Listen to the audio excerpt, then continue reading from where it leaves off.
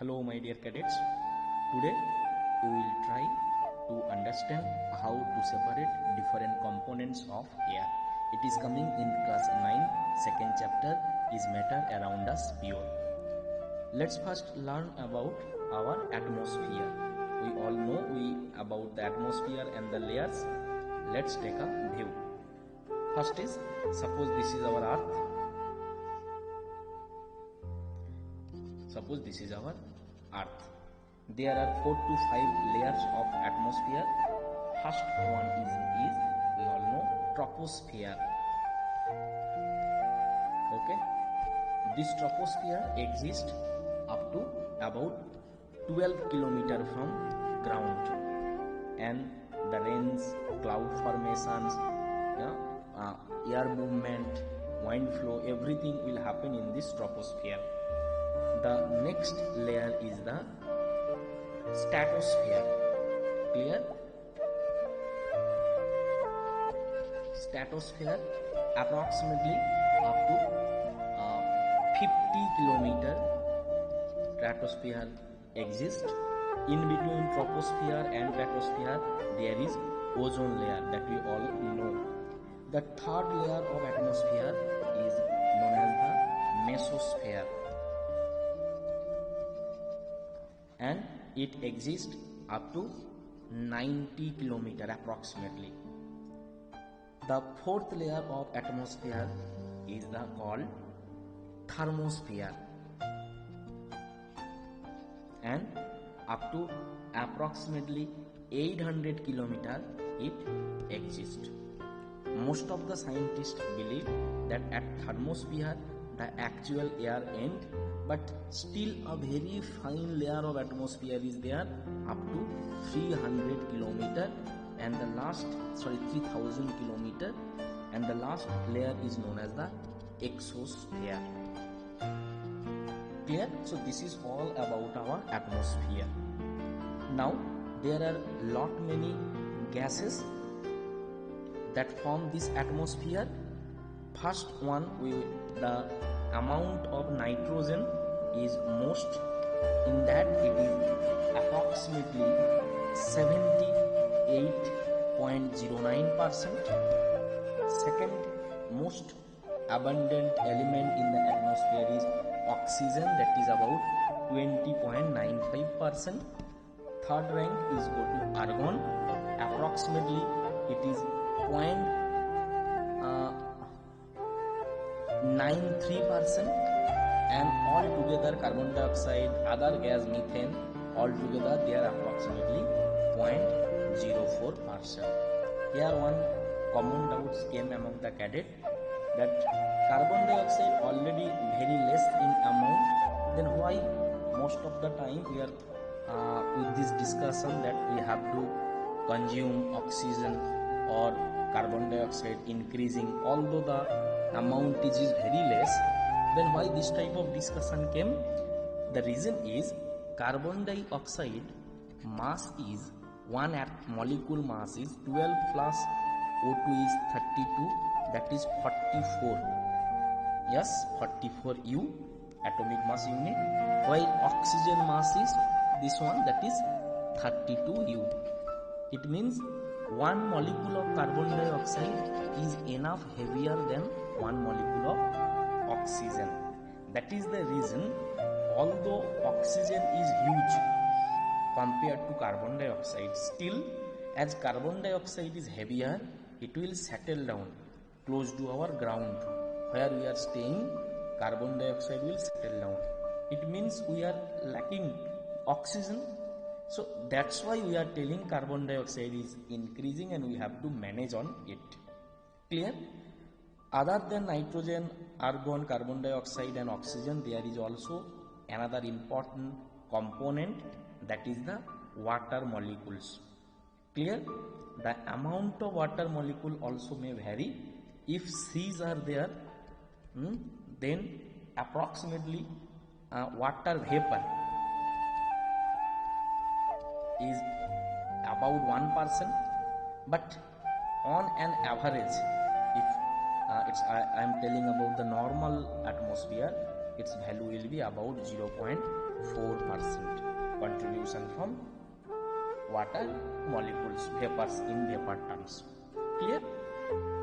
Now let's try to understand how to segregate, how to separate different components of air. Of course, in the machines in the factory we can separate these type components. In hospitals we may have seen oxygen cylinder. Many, by any chemical process this oxygen can produce.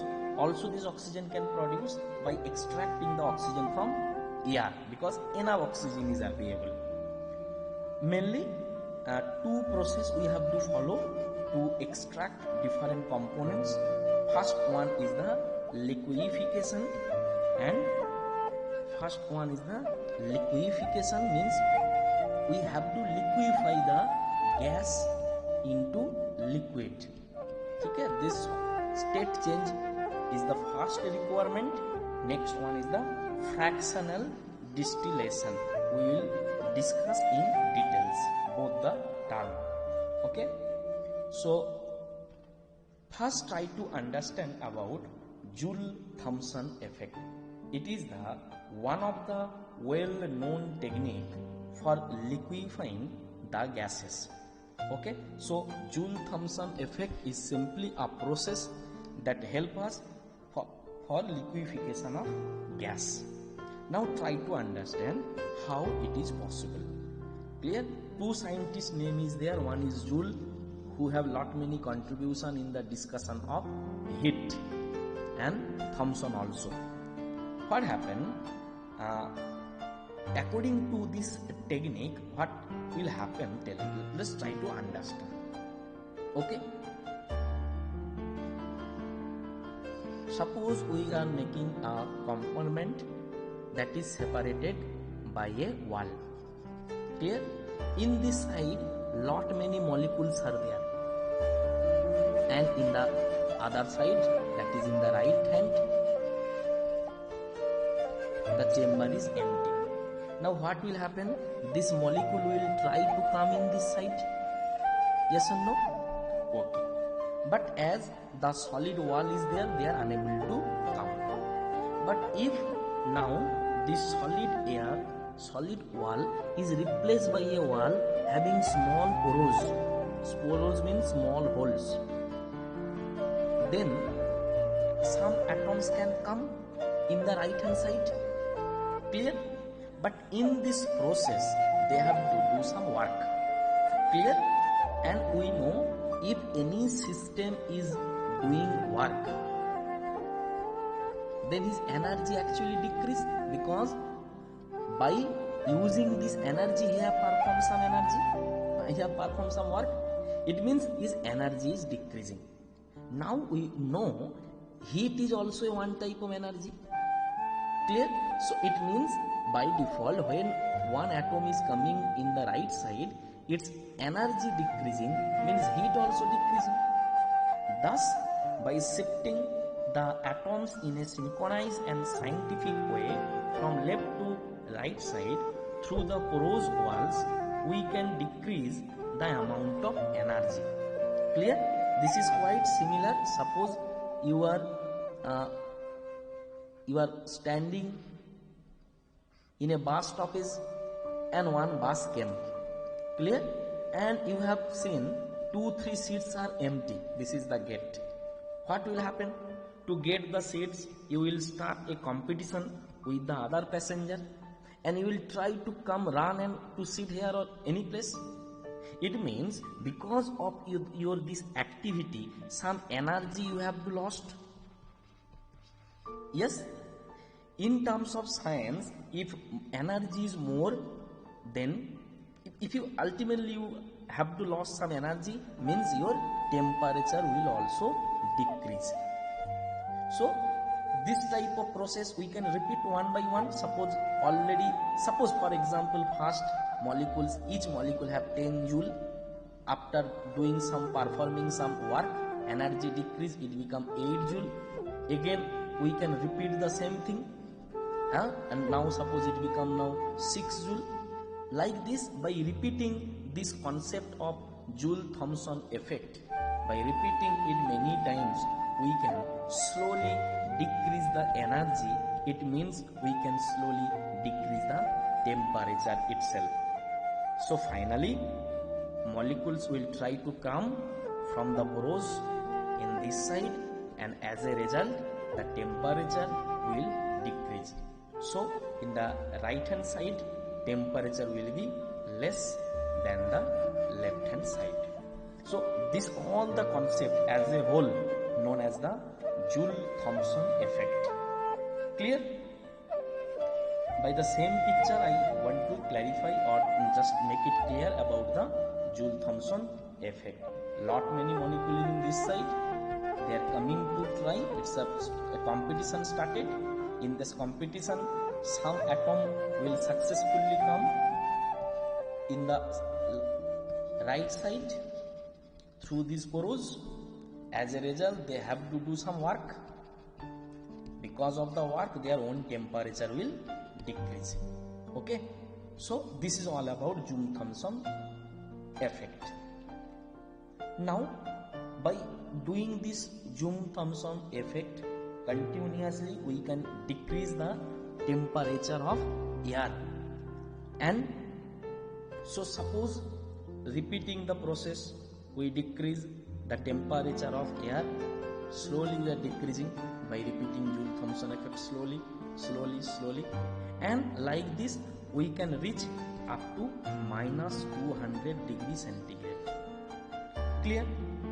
Now we know that different gas have different melting point. So if we cross that temperature, then the gas will be converted into liquid, and like this Joule-Thomson effect, successfully we can produce minus 200 degree centigrade. This is enough cool to make all the gases convert into liquid. So all will convert into liquid. All type of gases. Here argon gas is also here. That will also be converted into liquid. The temperature is so cool. So like this, we have to conduct the liquefaction process. I told you the first term is the liquefaction. Using this Joule-Thomson effect, we can conduct this first task. Okay. Now, what is our next task? All the liquefied air we have to now put inside a chamber. The name of the chamber is fractional distillation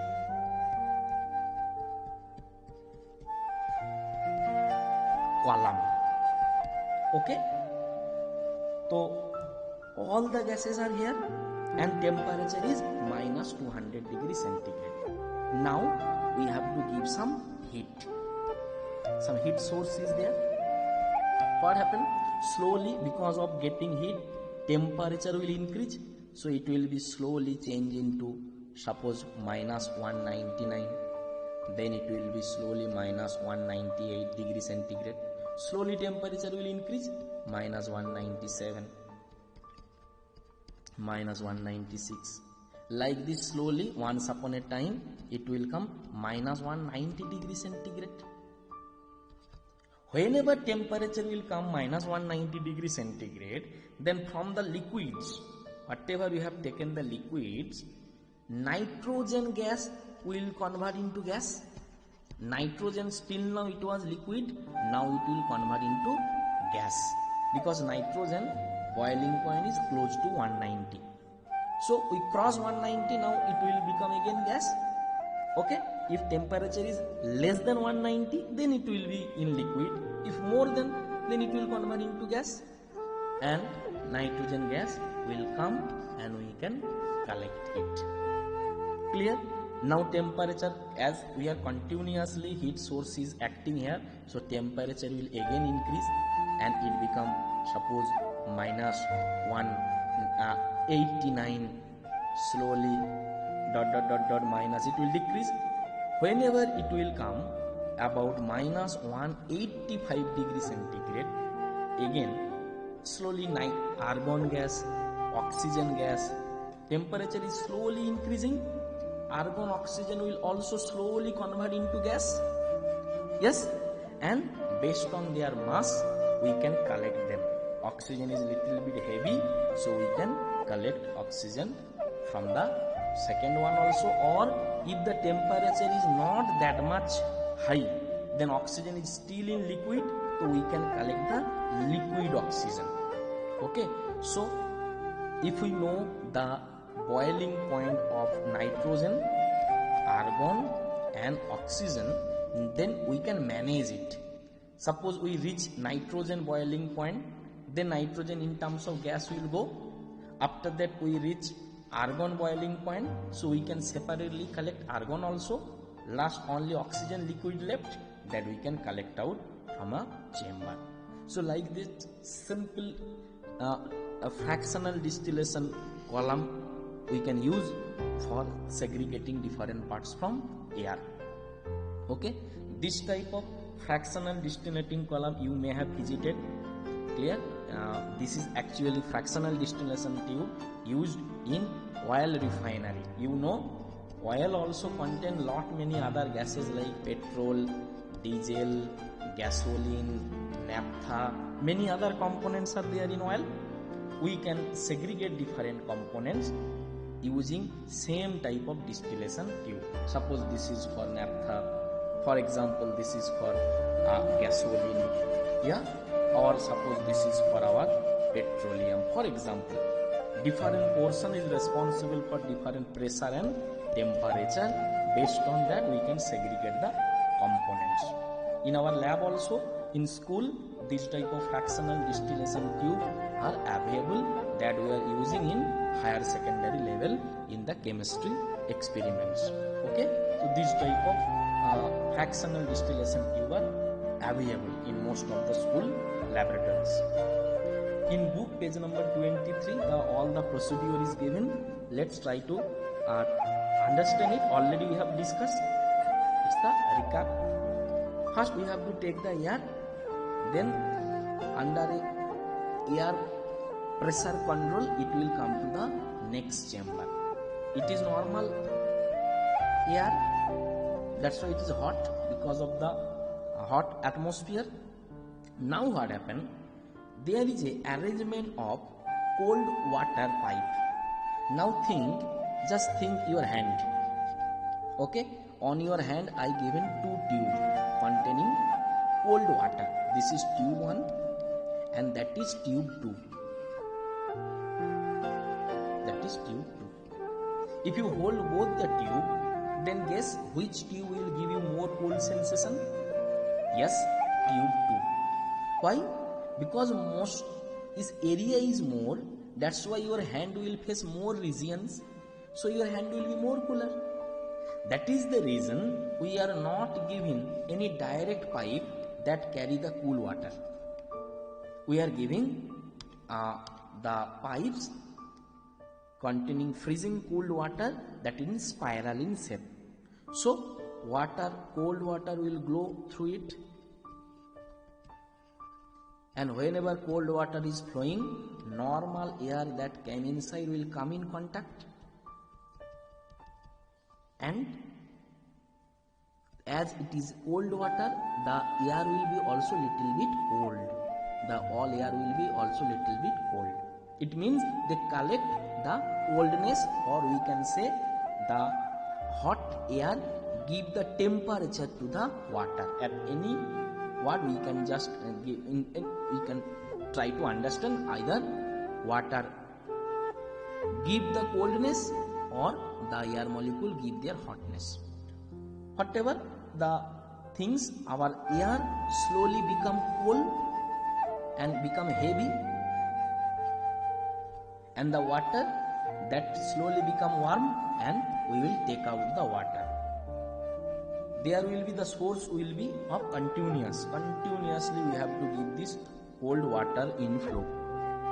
In next chamber, now water becomes so cold, air becomes so cold, now cool air is coming, The temperature may be so cool that the carbon dioxide convert into its solid form, that is dry ice. Then if we keep such type of separator, your mother is also use one type of separator to segregate the tea leaves from tea. So one type of, if we keep such separator, then the dry ice will come, because it already become ice ball, solid ball, so it can come out as a dry ice. Okay, so still now we are successfully separated dry ice. Next, air is going on, that is already cold. Then suddenly we allow the air to expand in a big chamber. Clear? This is nothing but, this expansion jet is nothing but Joule-Thomson expansion that we have learned in 2-3 slides ago. It means suddenly air which is already compressed allow to expand. As a result, it will move in free atmosphere and it will lost its most of the energy. Whenever it lost most of the energy, its temperature will also decrease. Like using this technique at a stove, we can decrease the temperature up to a huge value. The temperature of the components will decrease, and it will be so low that the gas, whatever pending, nitrogen, argon, oxygen, they will convert into liquid, because temperature is so low, becomes so low because of this Joule-Thomson expansion. Now this is the fractional distillation tube that I just explained last page. Slowly we have to give heat. First nitrogen will, again the liquid nitrogen will convert into gas and it will come out. Next, slowly I am increasing the temperature. So next again iron will convert from liquid to gas and will go. But still now oxygen is in liquid, because oxygen boiling point is lower. So liquid oxygen we can collect in the next chamber. Okay, so like this, these are the steps. Slowly we can segregate the main component from air. Thank you.